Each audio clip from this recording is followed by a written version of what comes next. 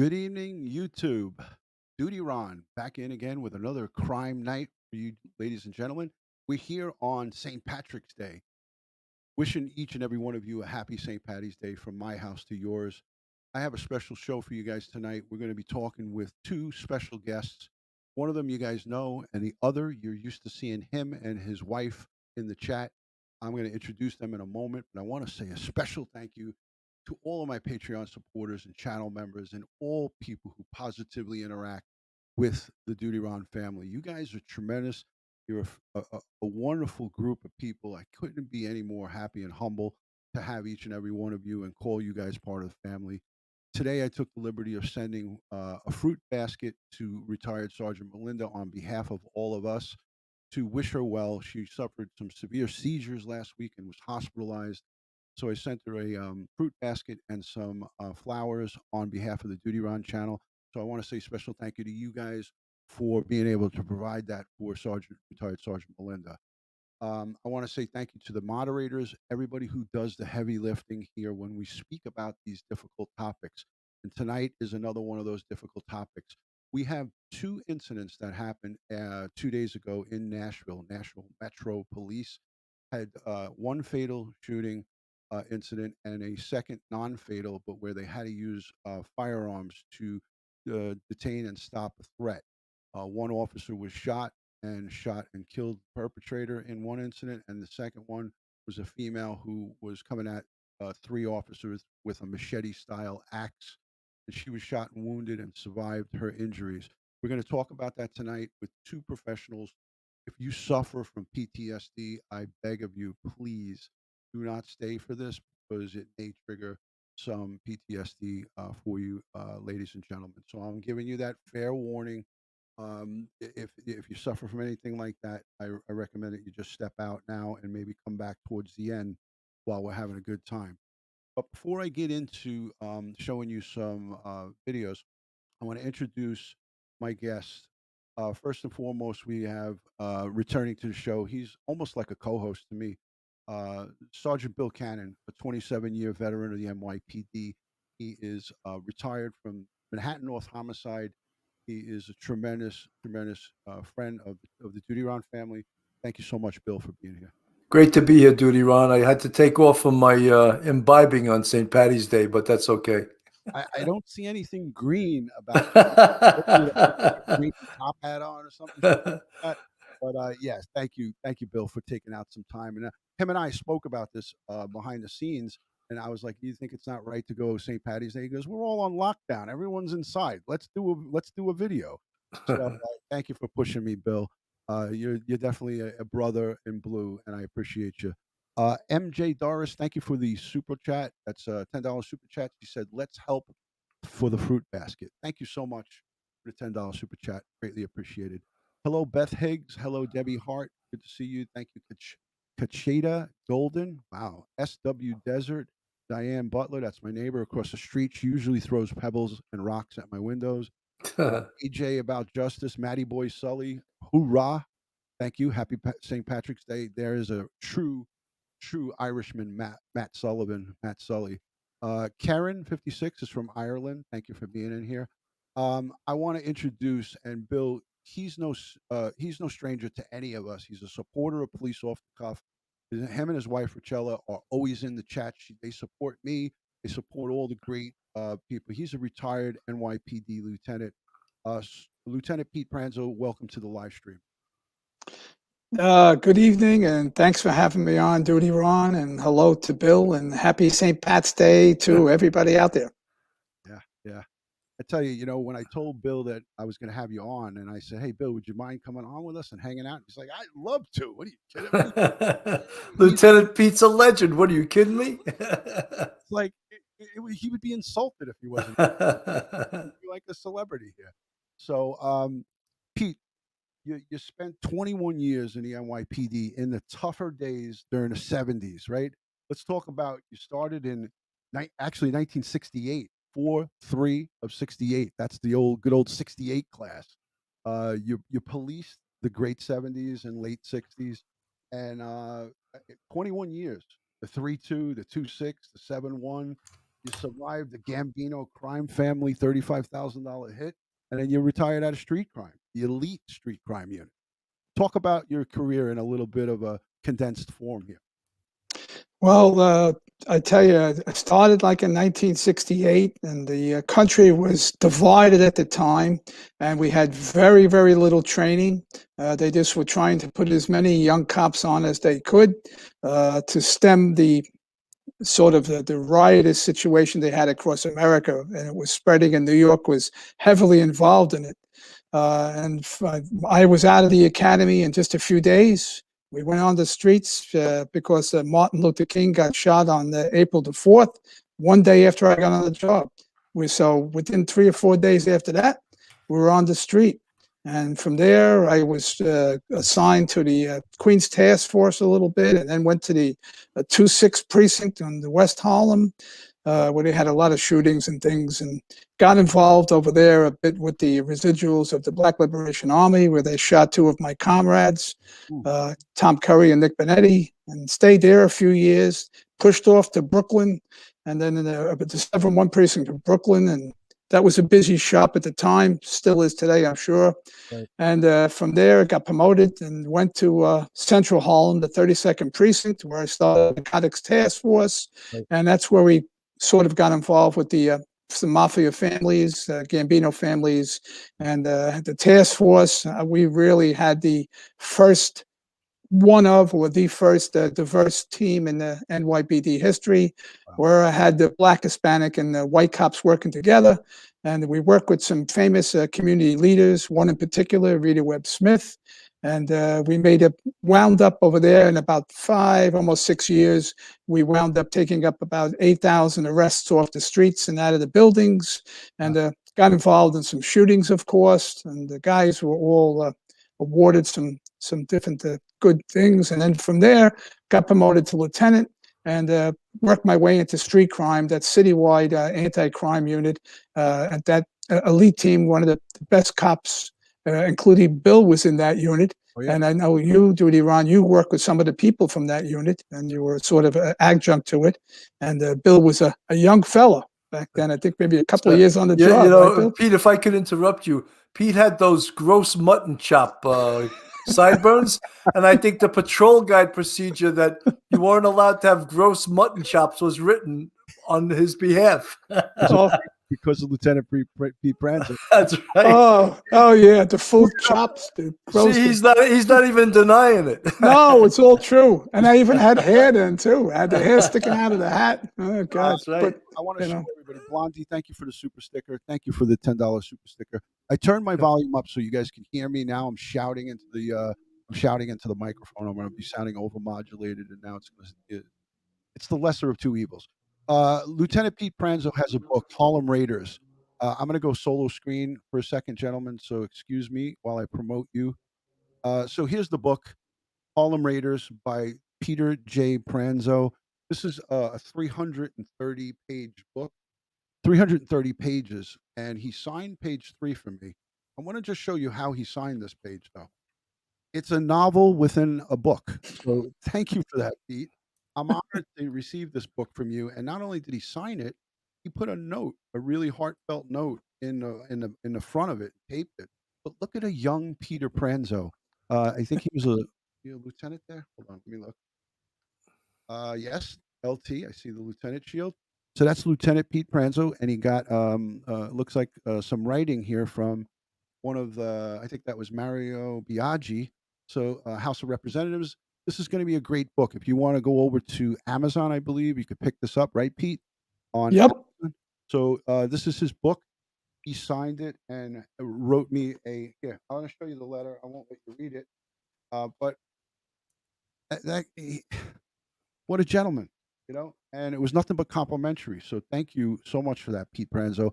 Let's move right into the topic. We're talking about de-escalation in the wake of George Floyd from last year in 2020. Police departments around the country, including the NYPD, come down with the 12 steps or ridiculous steps of a soft touch on perpetrators. Now, a soft touch can work when you have someone who is not a seasoned criminal, like a career criminal. But when you have extremely bad people that want to do extremely bad things to not only the police, but to the public, the general public, that means robbing the old ladies and old men of their welfare checks or retirement checks or disability checks, or taking food stamps away from people who need food stamps to survive, and people who are on disability. You have people that are vulnerable to these type of thugs. And when you have police that have restrictions on them, there's a price that gets paid, not just to the police, but there's a price that the public pays for that. And I want Bill for you to talk about that briefly here. Well, I think it's very dangerous for cops to come up and make car stops with that soft touch mentality, because you learn from the academy that there's no such thing as a routine car stop. Things can go bad, and they can go bad very quickly. So you have to show in a car stop the same professionalism every time, whether you're dealing with what they call a felony car stop or whether you're stopping soccer mom. You have to approach it with the same sort of professionalism. And that lets the person being stopped that you're all business, that you're a pro, that you know what you're doing, and you're not anyone's fool. And in some of these things that the reforms are trying to get cops to do things that put their lives in danger. And that scares me, to tell you the truth. Yeah, and it scares me as a regular civilian now, because you have all these young police officers that are coming out, and they're basically hands are cuffed, their hands are tied. And we're going to show you guys a couple of videos, but we're going to talk about the Tennessee, Metro North Tennessee police officers. Two incidents happened on the same day, two police involved incidents. This report is going to show you what de-escalation and how de-escalation could be dangerous, not just for the police officers, but for the public and for the people who the police officers are dealing with. Because without this de-escalation and soft touch and being nice to these bad guys or people that are doing bad stuff, gives them an opportunity to do things that'll hurt the police. So let's let this roll. I'm going to show this quickly, guys. It's only going to be about 2 minutes, so bear with me here.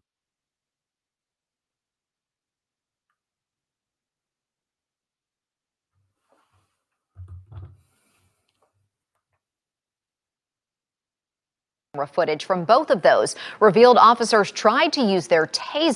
Again, if you suffer from PTSD, definitely consider stepping out if you're PTSD. Before things escalated, but in both cases, the tasers seemed to fail. News 2's Stassi Olmos explains why that could be. Body camera footage from two officer-involved shootings Friday show police attempting to use non-lethal force with tasers. But in both cases, they don't appear to work. In Goodlettsville Friday evening, you can clearly see one of the taser darts misses the woman who was wielding a pickaxe and baseball bat.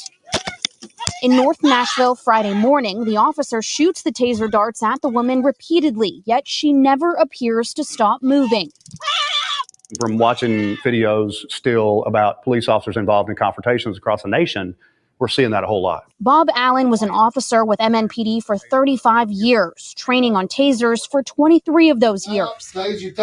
He says both darts deploying from a taser have to make contact with at least two larger muscles on the body in order to make a person go limp or fall down. If the darts miss, you can actually touch a person with the taser. This touching is what's called pain compliance. All right. Two women were shot. So I just wanted to show you that briefly. But there's actually two more things that I want you guys to see. I'm gonna take myself off, hi guys. I want to show you the two individual videos, and these are going to be short, and I'm going to condense them because I don't think that we need to play the whole thing. But that basically just shows you that tasers don't always work. And Bill, I know you and I spoke about this, and Pete, we didn't have tasers back when we were on the job. I don't know if towards the latter part of our careers, Bill, the tasers were there, but in the 60s and 70s and 80s and early 90s, there was no taser. I was never trained on a taser. Nope, we had nothing, no mace, no tasers, and it was just something. It was rolled into without any advice or warnings or something. They just started instituting it, and it was a tough go between the mace and the tasers and it was Shots fired. We have 2 shots fired. What? Sorry about that, guys. All right, so I'm going to show quickly the female. This is a non-fatal, but I want to show you what leads up to these 3. There's 3 police officers from the Metro Police dealing with an emotionally disturbed person. I want to just show you how quickly this escalates and changes. They were talking to her for, prior to this, what I'm showing you, they were talking to her for over 10 minutes. It was a 10-minute conversation going on with this woman when she should have been probably, there should have been a little different result here. But because she was allowed to just walk around and get herself hyped up, the de-escalation didn't work out well. So let's just show this.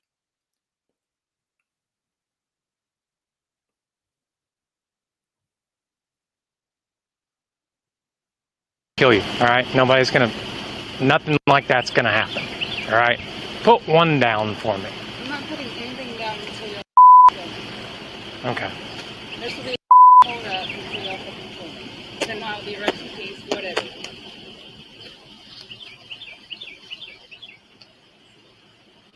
I'm looking at through y'all. Okay. And I know what causes you to jump. You're about to jump me? Nobody's gonna jump you. Yeah. Keep your distance, please. Keep your distance. Here comes Grandma on her scooter. Stop right there. What are you doing? I'm not having this. This is what I Did she take She's anything? mentally ill. Okay. I planned for them to come here. That's what she wants to. They are not going to shoot you. Put that down. I'm going to beat you up. Please don't get too close to her, because then it's I'm my. not scared of her. I understand that, but it's my responsibility if something happens to Melissa you. Lynn, put that stuff down now. I will kill my. No, Put it down. Why don't you walk over here with us? I will do this. I'm not. Oh my God. Yeah, when we go over there and talk. Oh my God. Taking it. She takes. She don't. She's trying to get cops to kill her right now. Okay. Did she take anything? Yeah, she's taking a bunch of but she's still crazy. Okay.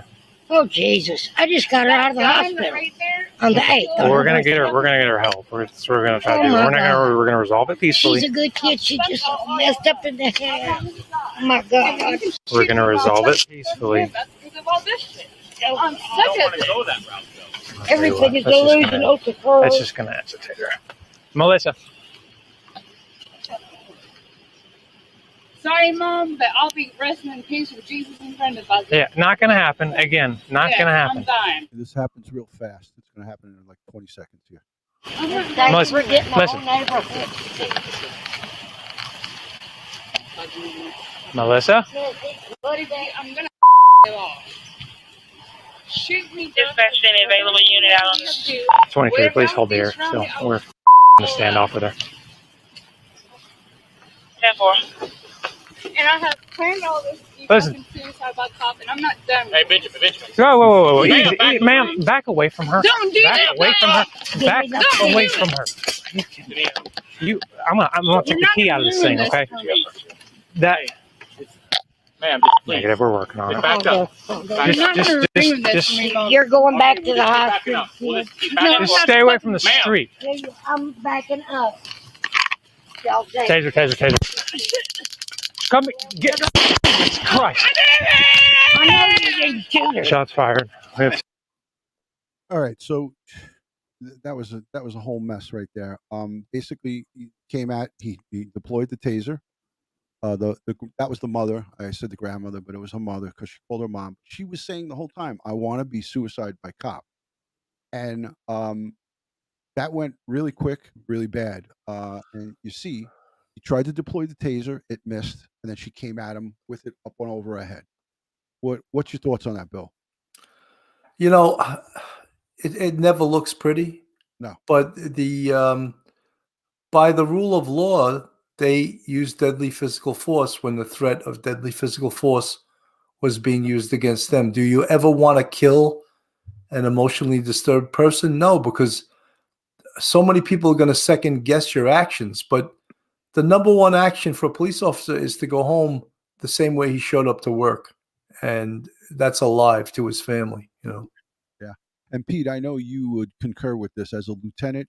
You know, you were a rank above Sergeant Cannon, a rank above him. But back in the day, this wouldn't even have been happening. That person would have been either tackled to the ground or, you know, somehow we'd wait for ESU to come in with a shield and take him down. I don't know. You know, this whole being nice to the folks and not taking action gives them chances to think about a way out or a way to have it end violently, as we saw here. Now she was Yeah. this wasn't Yeah. legal, so Yeah, what happens is that, like you say, less talking and more action, quicker action. It's a no-win situation on that one, you know. But like you said, two things. Years back, there were no cameras, so you know you were less worried about who's going to watch you. So right. they don't see the ugliness, you know. And then the cops had less choices. So we did a lot less talking. You gave it a few seconds, 10 or 20 seconds. You didn't want the mother to get involved. So somebody had to rush the young person, take her to the ground, cuff her or whatever we had to do, restrain her and put her in the car and do it as quickly as you can, all within a matter of a minute or 2 minutes done. It's just that today, you know, the guys are playing all the psychic and the de-escalation and all that, and the cameras, and they know they're being viewed, and it's going to be reviewed. But look how it turned out. You know, it's very, very sad. And the cops, in the long run, they were right in what they did, but it turned out to be a sad situation. Right. And these three officers did what they had to do, like Bill said, to get themselves home safe to their families. Again, if somebody wants to be killed by police and is mentally not right, not taking their medication, chemical imbalance, whatever the case may be, it is difficult at best to contain that situation, especially out on someone's front lawn. But when you have the time plus distance equals safety, you can make yourself, like, if you could back away from somebody like that or contain them. You know, not all police departments are equipped like the NYPD, where Truck 7 is rolling onto your scene of a perp. So we're dealing with a whole different set of circumstances with resources here. So I want to quickly show the second. This is going to be a fatal shooting. You don't actually see anybody dying here, but the woman that is the subject, she drives off. She has a chance to really kill this police officer. We'll watch this quickly, and then we'll come back and we'll take some questions from you guys, and we'll talk about it. Let me just add this into the stream.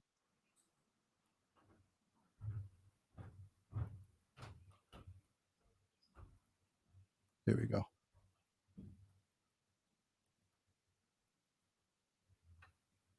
May be disturbing and difficult to watch. Viewer discretion is advised, especially for children and sensitive viewers.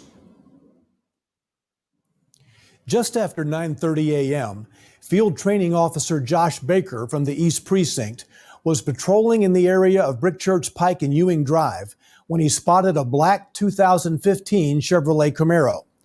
Officer Baker was aware that the registered owner of the Camaro, convicted felon DeMond Buchanan, had 6 outstanding drug warrants charging 5 felonies and 1 misdemeanor that were issued last month for possession of heroin, cocaine, methamphetamine, ecstasy, Xanax, and crack cocaine. Officer Baker radioed to check on the airborne status of a police helicopter, believing that the driver of the Camaro might try to flee. 23. 23. Is there one still available? Or The Camaro stopped in the parking lot of the Dollar General store. Officer Baker found that it was being driven not by the wanted drug felon, but by Nika Nicole Holbert. 23. Everything's 10-4 right now. He's not in here. 10-4. You want me to give everyone a single line? 10-4. While Ms. Holbert essentially complied with Officer Baker's directives during the first few minutes of their interaction, her compliance changed after Officer Baker found what appeared to be marijuana and a powder substance in her bag and attempted to detain her while waiting for backup officers. As you will see, Officer Baker drew his non-lethal taser in an effort to safely bring Ms. Holbert into custody. Officer Baker drew his service pistol when he saw that Ms. Holbert had pulled a gun. As he demanded that she put the gun down, Holbert shot Baker. He returned the fire. Just bring your bag out here. Ma'am, stop going through it. The gun is right inside that car, right to the right. Step right back the here. passenger What seat. did you take out of it? Nothing. I was Okay, all right, listen. Just come back here. I think we're getting off on the wrong foot, okay? because I'm really confused on why I'm getting He's stopped. got several warrants. Okay, that has nothing to do with me. You don't know who's in the car. Nobody's in my car. Well, now I know that. However, now I'm going to address the other problems. Okay, so you want my bag and all my belongings. So just step right back here Can I use the restroom? and let you know this is being audio and video recorded, That's just to let you know. Okay. 23, if you did have one more, that would be good. I'm just getting 10-4, dispatch any unit near Ewing Drive and for church, Ewing Drive and for church. Can we step back here? 21 to 23, do you need me code 3? Negative, just code 2. So it's just in here? Yes, sir. He just asked for backup to come slowly. Is this? Yes. It's probably another day of the week.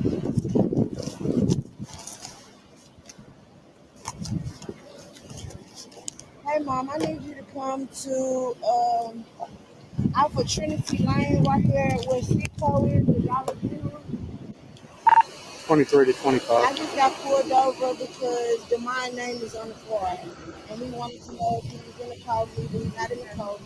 But I do got weed. Hey, are you available? I'm right here in the Dollar General. And We can be in a couple minutes. By the, what is Pickle. Alpha Brick Trinity- Church Brick Church. and Ewing. Brick Church.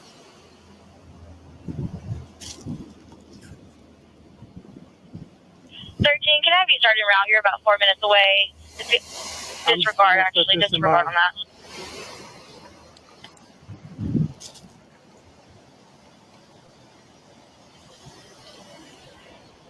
Can I get my lighter? Yeah, I'm not done with that though. Where's your lighter at? In the car. 13, it says you're about 7 minutes away. I'll get it for you in a second, okay? To Ewing Drive and Brick right there Church in your- and the Dollar General. Can I have you start from 23? You scaring me. Thank you.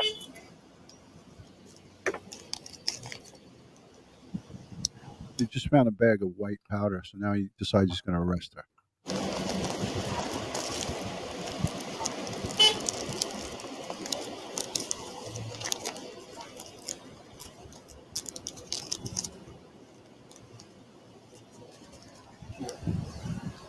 Here, do me a favor, turn. No, hold Turn on. around. Don't put me in handcuffs. I haven't done anything wrong. Ma'am, No, don't put me you're about to get tased. Get down! Get down on the ground!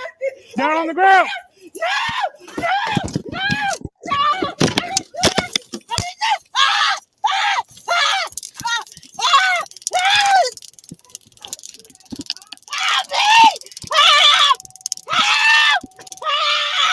I didn't do nothing.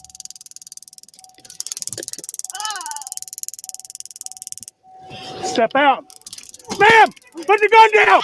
Put the gun down!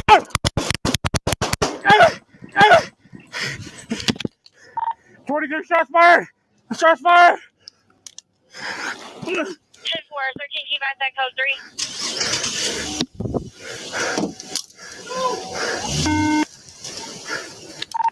23, I'm hit.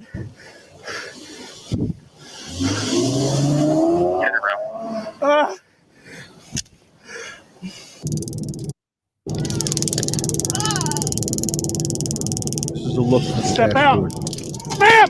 Put the gun down! Put the gun down! 22 shots fired!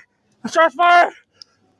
10-4, 13, keep at that code 3. You see, she threw the gun out on the floor right here. I don't know if anybody picked up on that, but she just tosses the gun out. Like, let me get rid of the evidence. I'll let it play. Guys, look right over here, right where her door is. 10-4, 13, keep at that code 3. Starts the car and throws it out. All right, I think we've seen enough here. Scary situation to be involved in. Pete, what's your thoughts on that? Well, you can see how it turned from something so minor to something so serious, and it could be a woman, and she had a gun, and who would have thought? You say, well, it's not going to happen that way. You know, I can handle this, and I thought that you always take the backup.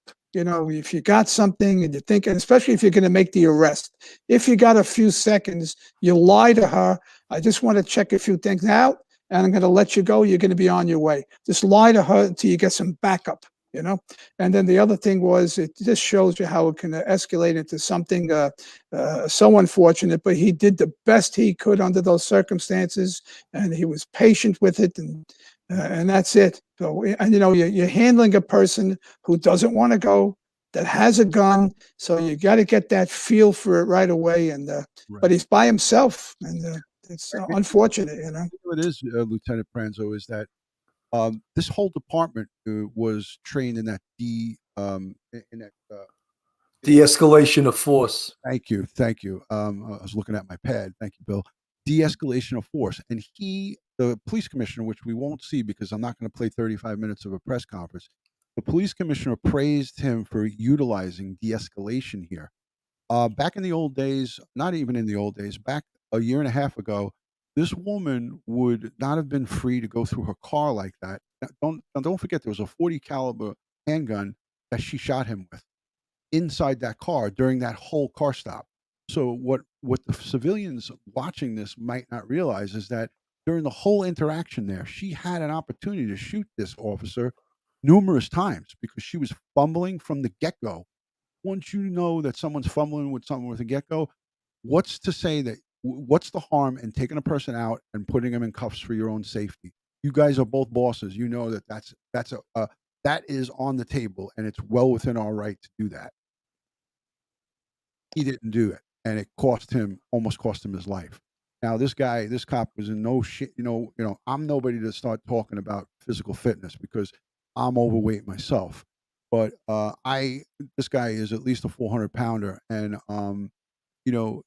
did this come into play with having this situation get out of hand? He couldn't even grab that woman and take her out of the car, and he actually allowed her to get in the car.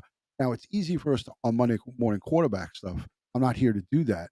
But what I'm saying is if the soft touch, the de-escalation was not in play, I don't think that this situation pans out the way it did.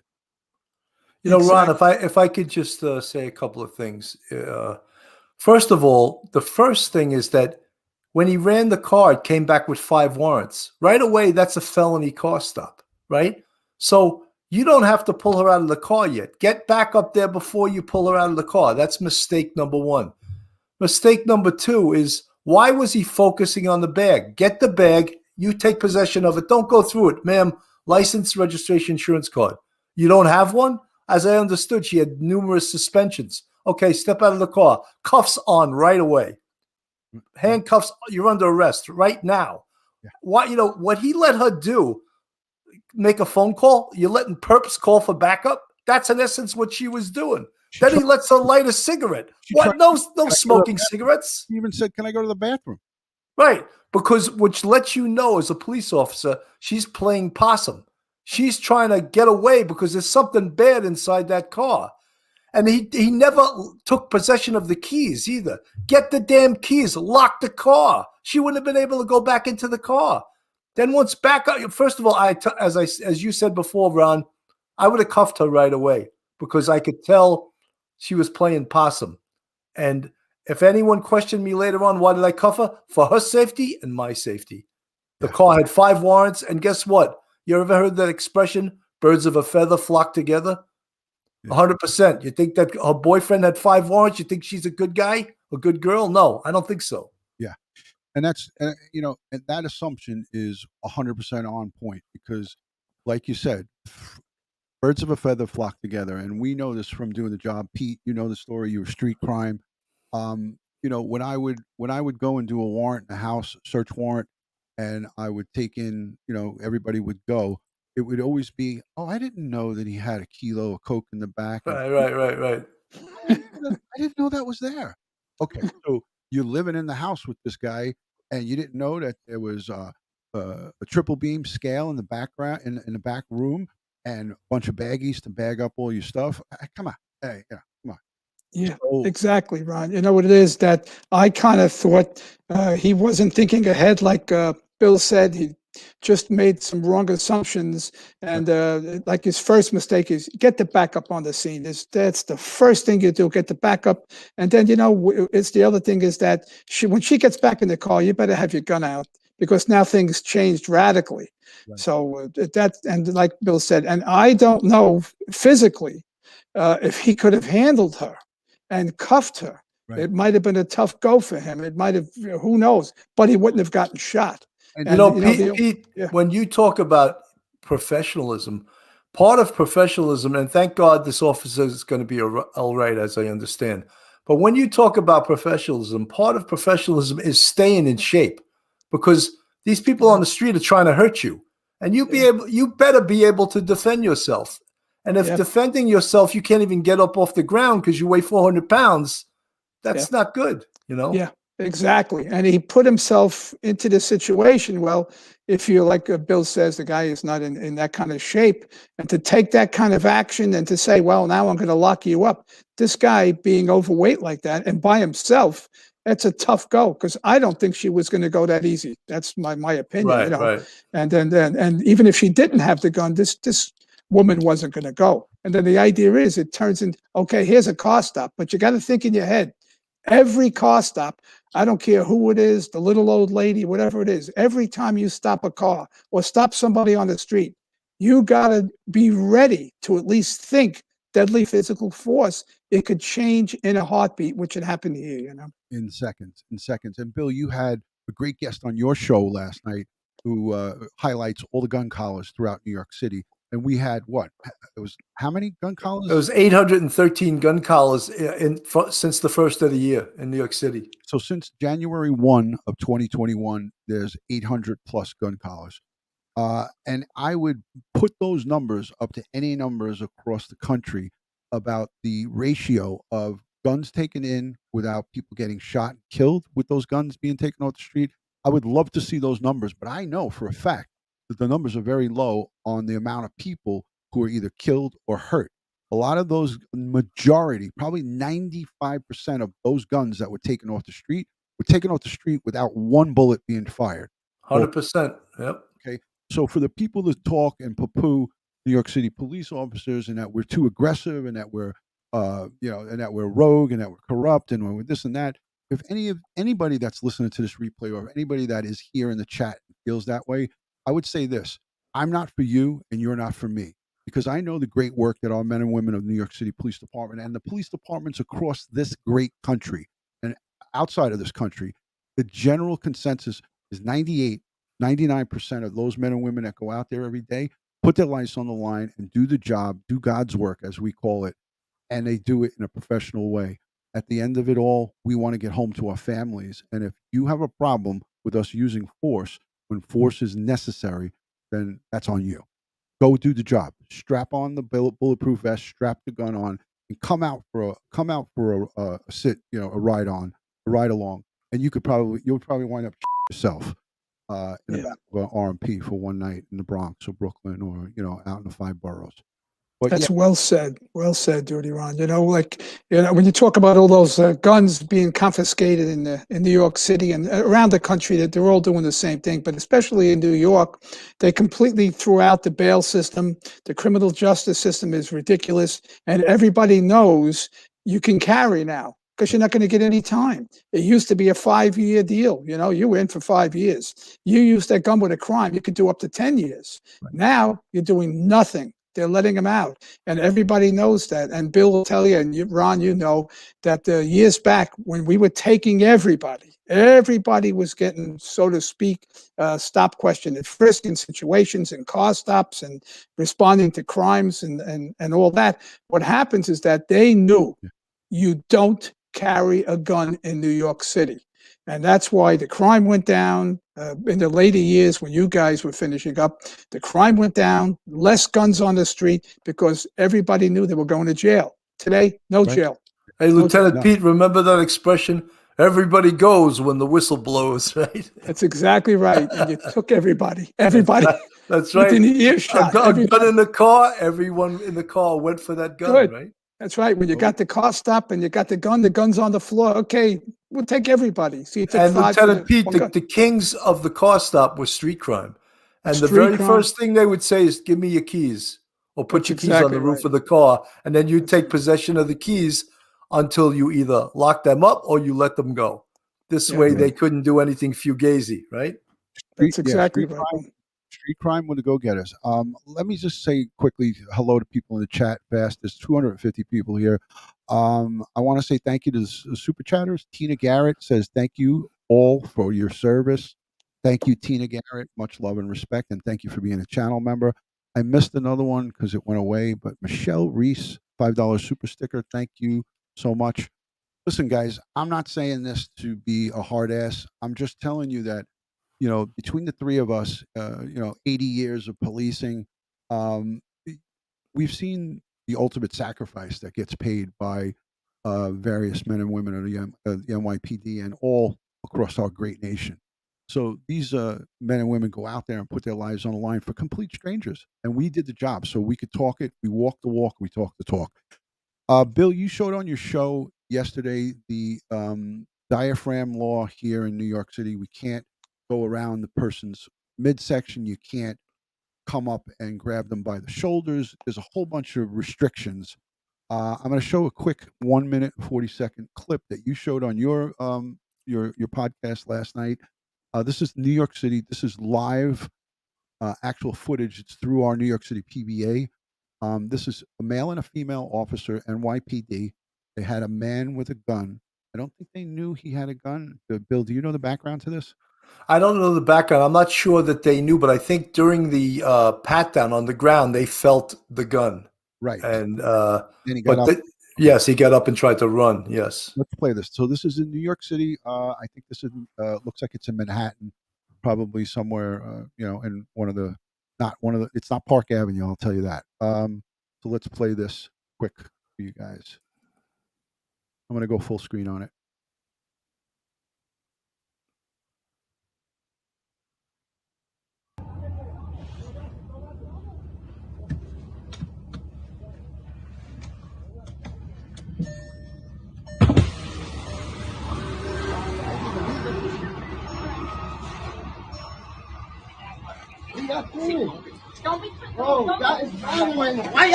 They felt the gun there.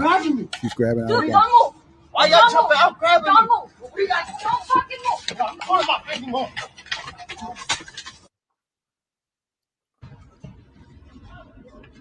He's running away.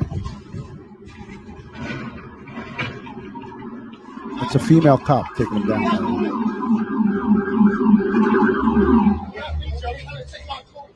Go!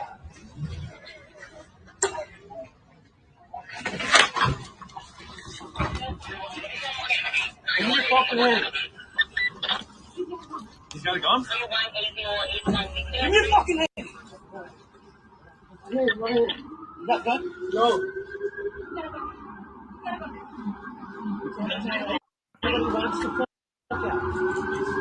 There's a gun right there.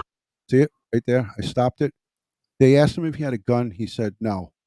I think the female, it seemed like the urgency was when she felt into his waistband, and that's when he got up and it was taken off. But there's the butt. There's a wooden stock of the gun, and it looks like it's a revolver. I live right here. I just found it.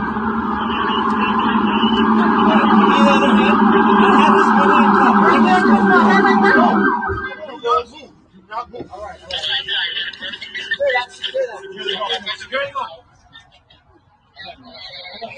Yeah, right there. This officer's got the gun. He's going to secure it. All right. So it says, great job by our 2-5 precinct members. I was pretty close, Bill, by saying it wasn't in Park Avenue. Right. The arrest could have been much differently at New York City Council's diaphragm law forces cops to try to control a suspect without touching the torso. It's ridiculous to not be able to touch and put your arms around someone's torso.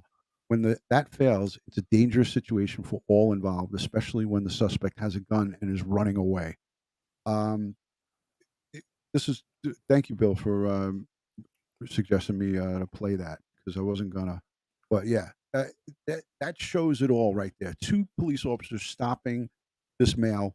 They feel that he's got a gun, and he proceeds to take off because they were not able to get him under control because of the New York City Council's bullshit diaphragm law. That's all in the wake of George Floyd and the Lavodi, right? Not Lavodi. Who was the guy up in Staten Island?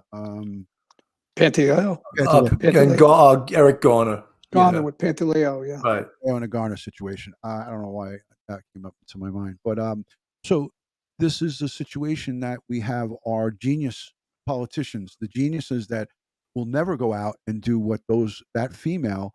Look at the way she tackled that perp. He was running with a gun, and she knew he had that gun. So I tip my cap to those two members of the service who successfully took that guy down without one shot being fired, without nobody being hurt, and he could have took that gun and took somebody hostage and ran into a bodega. Any thoughts on that, Pete? Yeah, what happened was, you talk about how the laws changed, and especially in New York City and a lot of the cities around the country. So it used to be there was a separation between the patrol guide, the rules and procedures of the job, and the penal law or the CPL. Right. And now they made it a crime, not just a violation of rules and procedures, but they actually made it a crime if you take and you mishandle the person, if you put your hands around their neck, or if you you put the knee to the back to try to cuff them, to roll them over, which is an impossibility. Sometimes it takes 2, 3, 4 people to handcuff one guy who doesn't want to go. When they don't want to go, it's almost impossible. So now they made it a criminal offense. Not just you're not going to get in trouble with the police department. You're going to get locked up if you do the kinds of things that they don't like. And years back, or just a handful of years ago, when you're in a situation, a life and death situation, I don't care if you got to use a garbage pail cover or you got to take them down by the neck. You're fighting for your life. Right. Those two officers were fighting for their lives, and they're thinking the same thing that everybody who saw that is thinking. They're not going to go home tonight if they make a mistake here. Yeah. Again, I have to correct some people in the chat because I'm watching the chat, and this is a law exclusively to New York City Police. It is in the 5 boroughs. It's not extending out into Nassau and Suffolk counties. It's exclusively done by the New York City Council. The New York City, the members of the City Council passed this torso diaphragm law. It's not really in any other department that I know of. I may be wrong, but it's just a very, very precarious position for the men and women that are out there in uniform, because as you saw here from this video, a guy with a gun was able to successfully get away from them and run down the street. If she wasn't on the money and he wasn't on the money and grabbed this guy again, he could have dipped into a store and held somebody hostage with that gun. And Bill, you know this to be true. You and I spoke about this. It's a crime for these officers to do that. But at the end of it all, they still had to take him down to the ground. They had to get 2 extra guys, so 4 cops, to take down one guy. It's crazy. Mm-hmm. You know, it's actually a patrol guide procedure in New York City, like not to continue with your knee in someone's back because it can cause something called restraint asphyxia. And all bosses on the police department know that once someone is in cuffs, you tell the officer, get your knee out of his back, get him up off the ground, because when someone's chest can't expand, they can die of asphyxia. Mm-hmm. But that's where this law is coming from, but it doesn't apply because when you arrest someone, you put your knee in his back, you get him under control, you get the cuffs on, and then you take your knee, the force off the person's back. And not being allowed to do that is giving like so much an advantage to the perpetrator who may have really bad intentions. Yeah. And thank God these cops survived this encounter. Yes. And again, like I said, it's just not a matter of, it's a matter of time. It's a matter of time before somebody has to pay the price. And it could be a civilian and it could be a member of the service. under this diaphragm law. I want to just say people are asking about what happened to that the female who drove off. So she was shot twice by that police officer. He hit her twice after he was first shot in the abdomen on the side. He was shot in the side on the side of his chest, abdomen, and it went into his stomach. He was in critical condition as of the last thing I checked. He was in the hospital. He had to have surgery. He is still alive. She died from her gunshot wounds. She drove that car off and down into a ravine right outside that shopping center and crashed into an embankment like a tree. And they found her, and she was still alive at that point. They took her to a hospital, and she died in the hospital. But again, this is a bad person. She had a gun, and she shot on duty in uniform police officer. So this is not a good person. And all she was looking at there was probably some misdemeanor charges for the weed. I don't know what the white substance was, and we don't know because Bill and I talked about before we went live. I was curious to see what her arrest record is, but I'll definitely look that up. I'm sure that she was no angel, but at the end of it all, even if she was an angel and had no arrest record, she took it upon herself instead of going to the clanker and having her day in court of trying to kill a police officer. That to me is a perp all day, every day.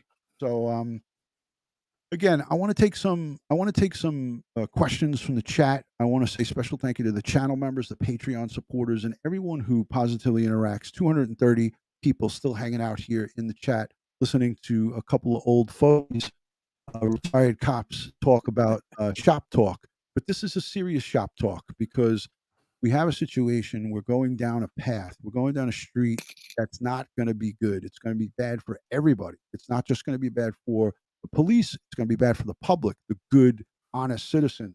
When you can't effectively police your communities, you're going to have criminals who are very savvy when it comes to knowing that they can get away with stuff. When criminals get the knowledge of the police are not doing anything anymore, look at what's going on in the city here. There's people getting shot every day, sometimes 4, 3, 2.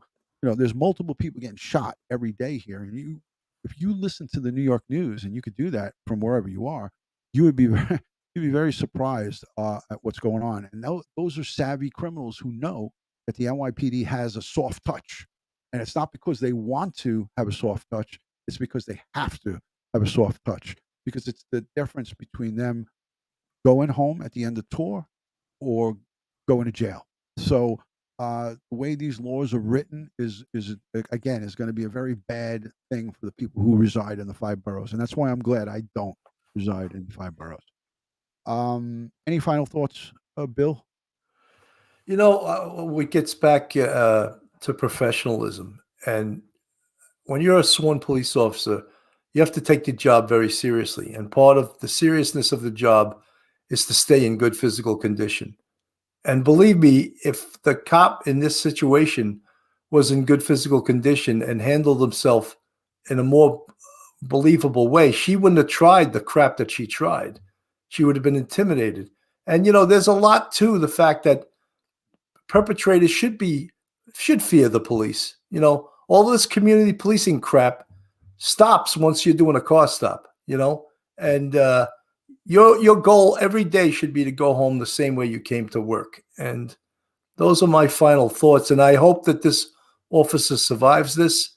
And I hope his police department learns from this in the de-escalation of force.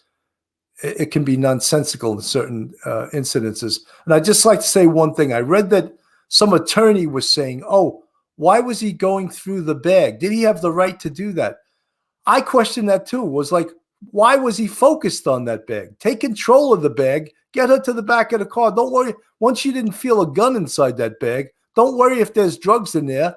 Slap the cuffs on her, because she was acting in a way that could cause harm to her and to you. So for your safety, slap some cuffs on her. Yeah. Keep yourself safe. And there's nothing wrong with putting someone in handcuffs for their safety and yours.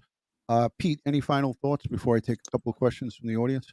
Yes, it's just like Bill says, that whether you're by yourself or you're working with your partner or a group of police officers is to control the situation, and each situation is so different. And you can lose it, and we all make mistakes, I did, and I'm sure you guys know, well, I mishandled it. But the idea is you can feel yourself losing control of her, and he should have felt that. And then cuff her right away, which I don't think he was going to be capable of doing anyway. And that's why he needed the backup, which he should have had the backup. And then there's no embarrassment, that's for sure, to ask for backup. And then when you have 1, 2, or 3 guys, 4 guys there, then it's done. It's fast, then you can take control. So sometimes stalling is okay. Right. You could dance around with it. You can lie to them. It's okay. I just want to do some talking until your backup comes. And then you go to your partner. This is going to be a 1082 or whatever it is. You're going to call her up. Okay, then you can take her or somebody else when you have the time to do it, though.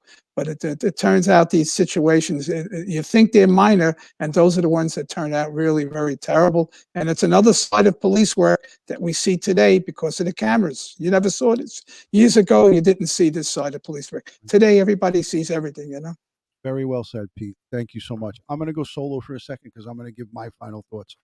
All right. While I was a police officer, I worked a decade in New York City housing. I worked in PSA 2, which is Brownsville in East New York, some of the toughest streets in the city. I always went to work every tour, and I said to myself, because listen, my aunt is a Catholic nun. I never ever wanted to go to work and take somebody's life. That was the last thing that I was thinking of. I was actually saying to myself when I go in and start my tour, I would say, I hope this is not the night that I have to take someone's life, or that I have to shoot somebody, or that someone's going to shoot me. So at the end of it all, we go into this business to protect and serve. It sounds corny, but we are out there to help strangers, complete strangers. If you call 911 and you're having a problem at your house, we come. And we come no matter what your situation is, no matter what your economic situation is, no matter what you're doing, and we take charge. Our job is to take charge, and you call us when you're at your worst. So I want to say that for those of you who are out there that feel that the police are out there to hurt you, that's the furthest thing from the truth. If you're a law-abiding citizen and you listen to the commands of police officers that come onto the scene of whatever you called them there for, or whatever they were called there for, and you do what you're told, you're going to be able to go home and see another day. Even if you did commit a crime or if you did something wrong, if you, instead of resisting arrest and trying to you take control of the situation, you let the police officer take control, it's going to happen without incident. There's literally hundreds of thousands of arrests in the city of New York every year where people don't get killed. The percentage of the people who get hurt, always 99.9999% of the time, is because they're resisting arrest. And that's what my final thoughts are, and that's my final word. I preach this all the time to you guys because I've seen both sides of this coin. I've seen major wrestling and fighting going on with the people that I've tried to place under arrest, where guys have gotten hurt, where cops have gotten hurt, where the perpetrators gotten hurt. But I was thankful that I never had to take someone's life during the course of my time. And I put many people in handcuffs over my career. And I think that's the general consensus from all police officers, not just in New York City, but throughout the country. So thank you for those prayers, and thank you for all of the positive interaction. We were here almost an hour. I got to end this because I promised Bill 35 minutes. So now, I always know it's double what you say. I really suck at the time, man. My time management, I tell you, my time management sucks. But when I was in the job, if I told my boss that the job would get done in 35 minutes, I'd do it in an hour and 35 minutes. Get that overtime. Anyways, listen, I want to thank both my guests. Hopefully, Pete, you'll come back another time. We'll talk about your book. Bill, talk about what you got coming up. You got the SBA president coming up. Tomorrow night I have the president of the Sergeants Benevolent Association, Ed Mullins, will be coming on. Great. And talking about some of the very same issues we're speaking about tonight. Monday I have Chief Joe Fox coming on. And I have an amazing show coming up on April 6th, but I'm just going to keep that one on the DL for a little bit. Hold it. And I have Saturday, I have police Beyond the Badge. I have Michelina. She was here for suicide awareness. So 10 a.m. Saturday morning, guys, girls, don't stay up late. Don't hit the bottle on Friday night. I want you guys to come at 10 a.m. Saturday morning. We're going to talk about suicide prevention and suicide awareness. I'm going to have one of Bill's guests, Dr. Stephen is it Watchkell? Washkell, an internationally known suicide prevention doctor. Great guy, too. So I'm going to have a doctor with 40 plus years, these are his words, not mine, 40 plus years in the mental health field. He's going to join us, and we're going to talk. We're going to have that difficult conversation about suicide prevention and awareness. Michelina from Beyond the Badge NY is going to be here, and retired 3-star Chief Joe Fox, who I've had on before, and he's going to come on, and he's going to come on to Bill's show on Monday. Make sure you guys set your calendar. I hope to see all of you guys on Saturday morning from New York, Long Island, from Suffolk County, and from all the way up in between your Cheeksville for Cannon. I want to wish you guys a good evening, and thank you so much for joining. God bless the world. God bless the US of A, and God bless each and every one of us here in the chat. Thank you so much. Thank you. Guys. Thank you for having me on. Great. Thank you, guys. Good night. Thank you. Everyone.